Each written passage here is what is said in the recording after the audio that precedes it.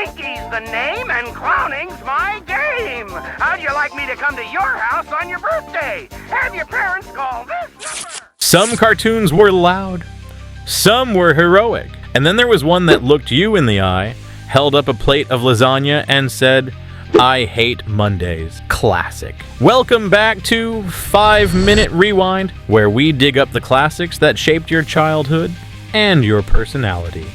Today's episode is about the king of couch naps and culinary sass, Garfield and Friends, the 1988 cartoon that somehow made laziness look legendary. Let's rewind. It's the late 80s. Saturday mornings are stacked with bouncing animals, slapstick comedy, and superpowered weirdness. But then Garfield slides in, literally, with half-closed eyes, a smirk, and zero energy. And it's perfect. The main character, Garfield, a grumpy, sarcastic orange tabby cat with one mission: eat lasagna, avoid Mondays, and dunk on everyone around him. He's not heroic. He's not cute in a Disney way. He's just unapologetically himself. And he lives with John Arbuckle, the most awkward cartoonist in existence.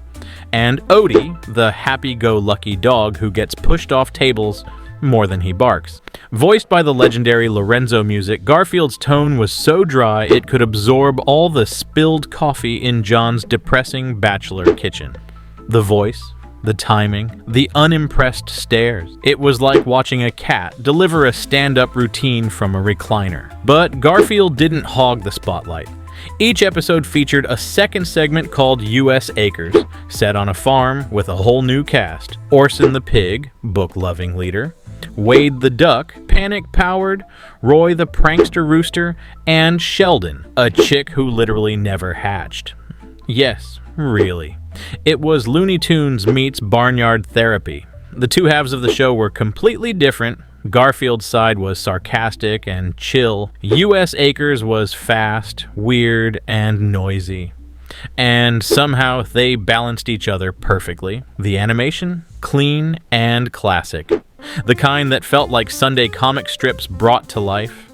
Characters were exaggerated just enough, expressions sold every joke, and the pacing was a perfect mix of laid back and chaotic. Let's pause for a second and rewind some top moments. There's the episode where Garfield dreams he's a superhero named Garzuka, who uses meatballs as weapons. One where John goes on a date and Garfield sabotages the entire evening out of pure pettiness. And the musical episode that somehow turns lasagna into a Broadway power ballad. One episode has Garfield swap places with a real jungle cat. Another ends with him getting adopted by aliens who think sarcasm is a superpower. And let's not forget the time he opens a restaurant in John's house and overcharges Odie for water. But here's the part we didn't notice as kids. Garfield and Friends was meta before meta was cool. Characters would reference the episode structure, complain about scripts, and call out network decisions in the middle of the show.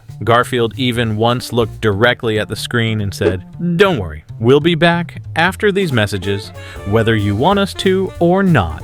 Legend. And then there's the emotional twist. Yep, it had one. In one holiday episode, Garfield ends up in a flashback about his childhood, abandoned in a box before John took him in.